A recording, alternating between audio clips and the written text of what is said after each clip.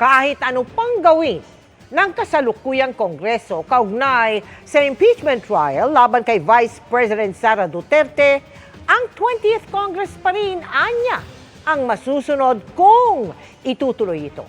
Sinabi yan ni Senate President Chis Escudero sa pagbabalik sesyon ng Senado. Pero pinagdedebatihan ngayon ng mga senador. Pwede nga bang ituloy ng susunod na Kongreso ang impeachment trial? Nakatutok live si Mav Gonzalez. Mel, kanina meron nang pahapyaw ng debate dito sa diskusyon ng impeachment trial ni Vice President Sara Duterte dito sa Senado. Pero ang sabi ni Senate President Chis Escudero, sa June 11 pa magsisimula ang impeachment proceedings.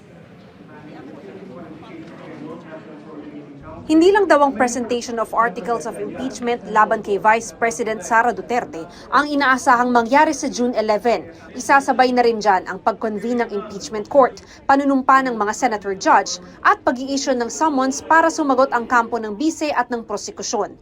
Pero mangyari man lahat ng ito ngayong 19th Congress, sabi ni Senate President Chis Escudero, hindi raw nito matatali ang mga senador sa 20th Congress. Kaya nang tanungin kung pwedeng hindi ituloy ng 20th Congress ang impeachment trial na nakatakda dapat sa July 30. July 29, doon pa lamang siguro mapag-uusapan yung schedule na gagawin ng 20th Congress.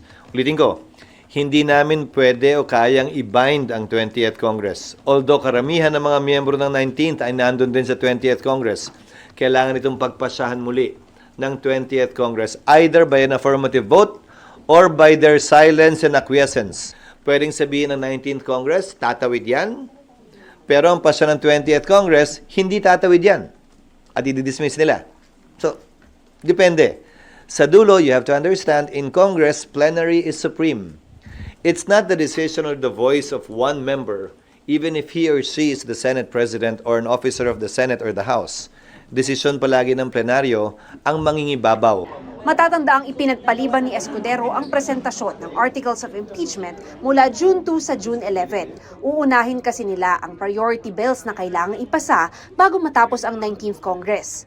Ang sabi ni Escudero, wala raw kinalaman sa desisyong ito si Pangulong Bongbong Marcos. Walang sinabi ang Pangulo o walang utos ang Pangulo. Tingin ni Escudero, hindi ito labag sa konstitusyon. Kung may kukwestiyon, pwede nila ito iakyat sa Korte Suprema. Reaksyon niya sa komento ni Congresswoman-elect Laila de Lima na tila pinapatay na ng Senado ang impeachment trial ng bise. Hindi ko trabahong reactan ang congressman-elect na hindi pa naman formal na nagiging prosecutor o bahagi ng trial. Lalo na at partikular na ito'y pagpapasya ng Senado na hindi kabilang pa at wala pang papel ang Kamara.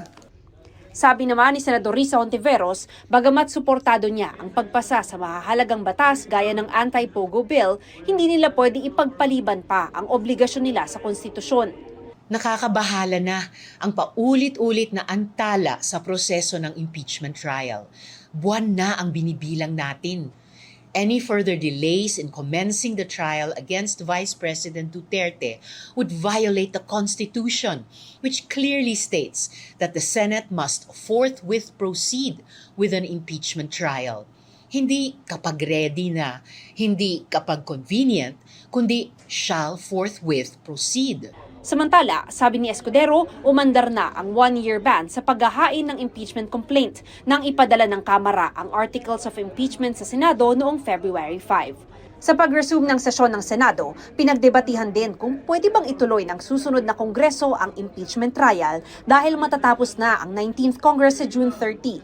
It is true that the 19th Congress cannot bind the 20th Congress and all unfinished business will be terminated. But this is only true for any work done by us in the exercise of our legislative functions. Napakahalagang mandato po ng saligang batas ito.